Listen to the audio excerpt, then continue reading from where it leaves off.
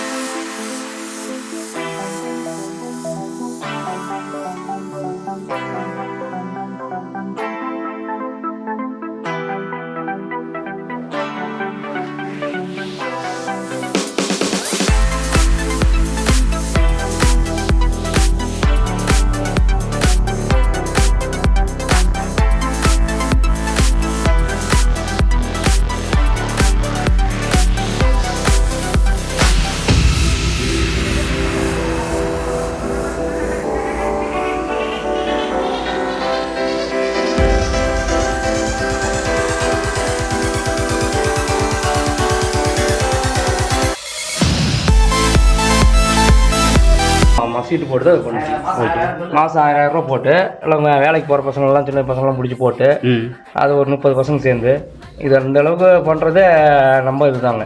Okay, நல்லா சிறந்த வாடியாக அமைச்சிருக்கோம்.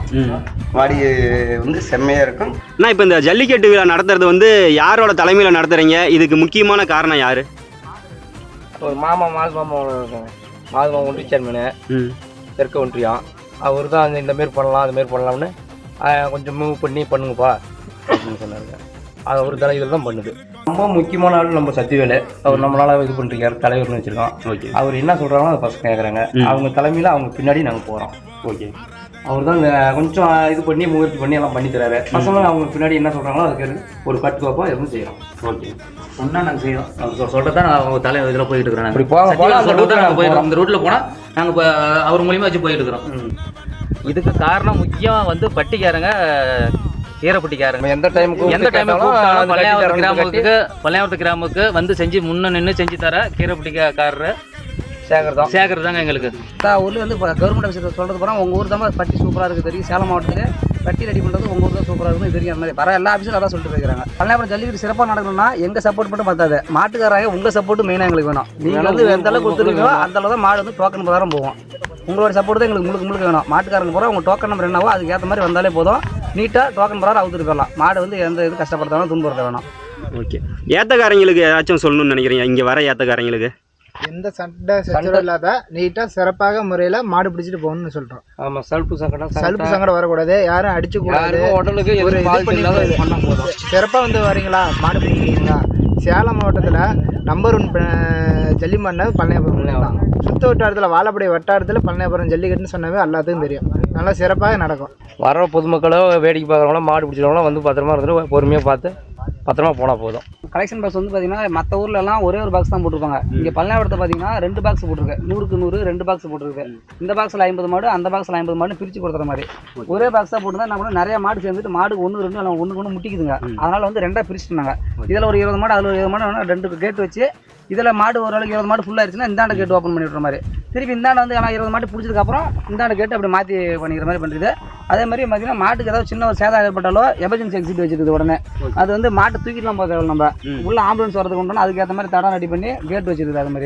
அது மாதிரி இங்கே மூக்கு போகிறதுக்கு அது பார்த்தீங்கன்னா எல்லா ஊர்லேயும் நடுவில் நட்டுறாங்க மரத்தை போகிறோம், நடுவில் மரத்தை நடுறா என்ன பண்ணுறது, அதில் மூக்கு ஒதுக்குமா சில மாடுகளை வந்து ஆளை பார்க்க எதிர்பார்க்க முட்டிடுது.